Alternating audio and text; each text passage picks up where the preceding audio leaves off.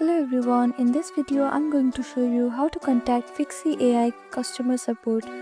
First, open your Fixy AI app on your phone.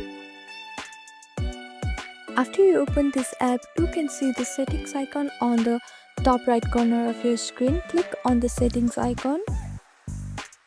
Now here, to contact this customer support of Fixy AI app, you can contact them in 3 different social networks. You can contact them through WhatsApp or through Telegram, or you can also email them about the issue that you are facing while using Fixy AI.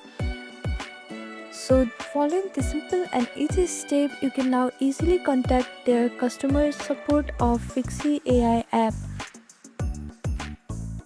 Thank you for watching this video. Please do not forget to like, share and subscribe to our channel, and comment down below if you have any other queries. Thank you.